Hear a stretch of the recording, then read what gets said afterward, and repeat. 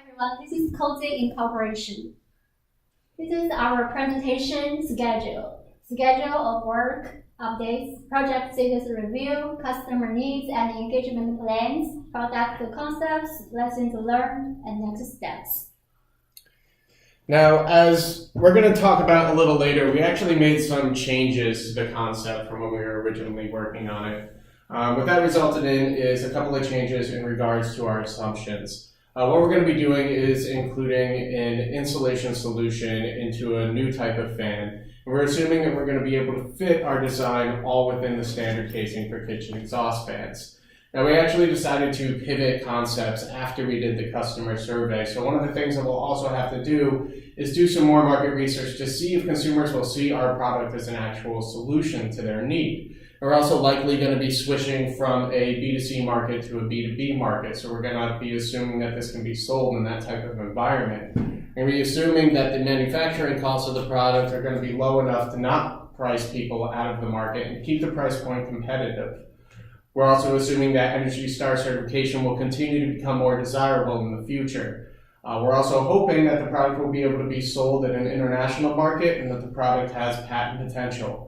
In regards to the actual materials for the prototype, because we pivoted so recently, we haven't had a chance to actually go in depth on this. And this is going to be something that will be updated by the time our next project review takes place. Okay, based on our new assumptions,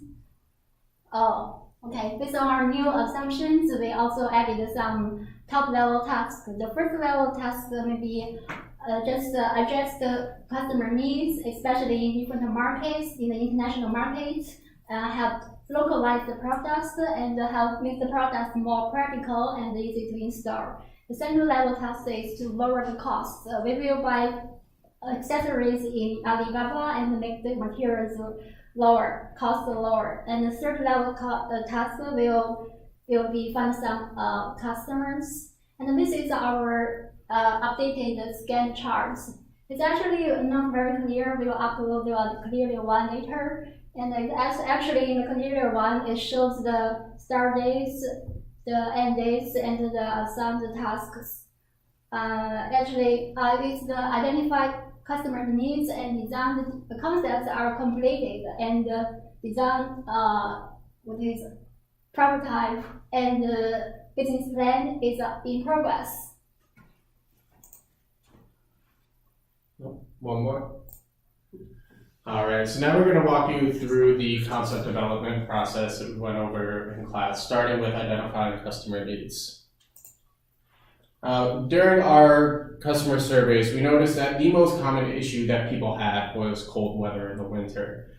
And while people did list a couple of common solutions, the problem is that they were either inconvenient or expensive.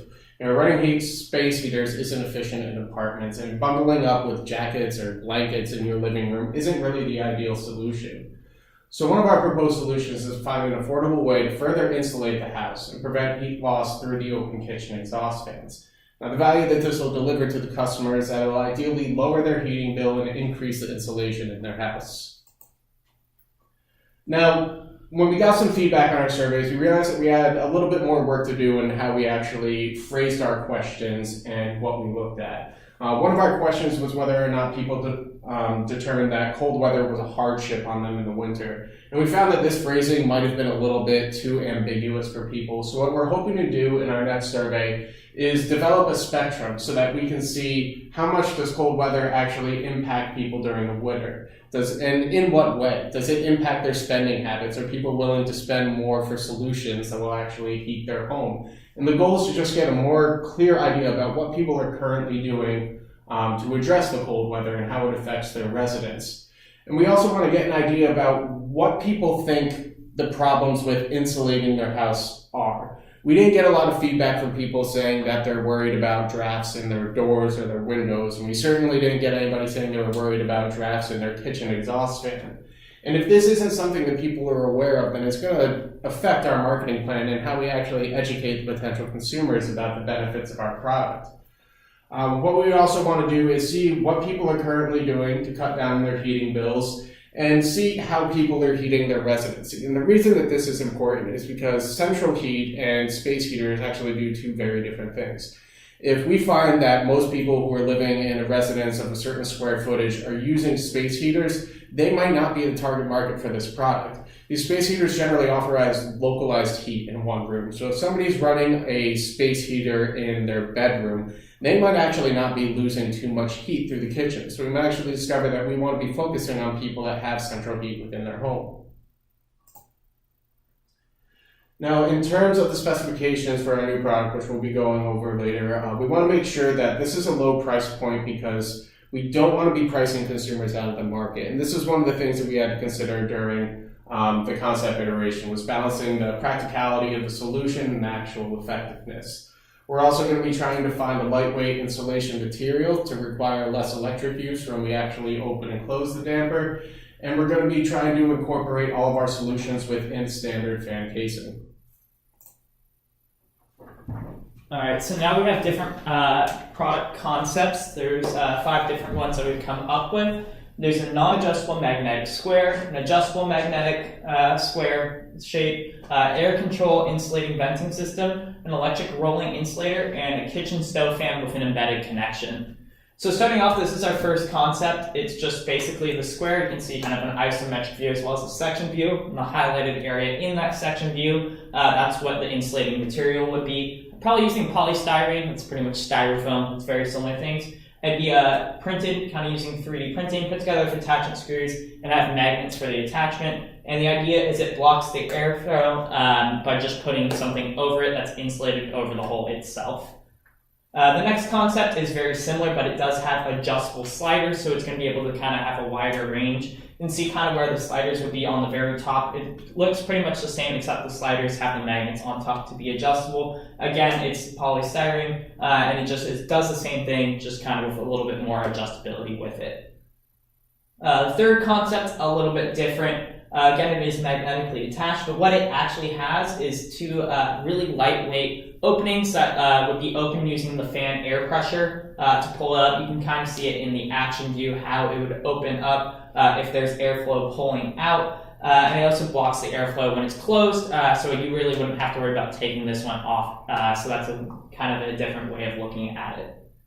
Our fourth concept is a little bit different. It's a sliding using electrical slider, using kind of like little servos to open up and close that you'd be able to turn it on and dial. Again, it is magnetically connected, using very similar housing, and again, the polystyrene as the insulating material. Our fifth concept is kind of the most unique. There's pictures about it in the next slide. This is where there's magnets for attachment, but what it actually is sitting up inside of the actual fan, above the fan rather than below it. And it kind of has different ways, and it's going to utilize in-house circuitry to open and close automatically along with the fan. So this is kind of how it would work. It has 2 interlocking plates, and it's going to be electrically connected through this main region here, which would connect to the servos. So when you turn on the fan, it automatically opens up. When you turn it off, it automatically closes. And you can see kind of on the bottom of this image how it would interlock with the cross-sectional view that has the different insulation in there, so it is built to automatically have insulation as well. So from there, we kind of moved on to our decision matrix, and we kind of changed how we were looking at the problem. We wanted to make it more of a manufacturing and sold to generate a profit rather than trying to meet just a consumer's specific need. We used influence of Porter's 5 forces, consumer feedback surveys, and market and competitor research. So our decision matrix we broke down. You can see the concepts across the top, and we broke down our search selection criteria into 6 or 5 questions. Does it address the consumer need, practicality of the concept, size of the market, effectiveness, competitors level, and substitutes? We put competitors level above substitutes because we felt if we were going to go into a market where you had like a really large company like GE or something like that, that would be more important than if there was a similar product, because we could design something that would be a better product to compete with a smaller company, but it'd be a little bit harder to compete against the GE.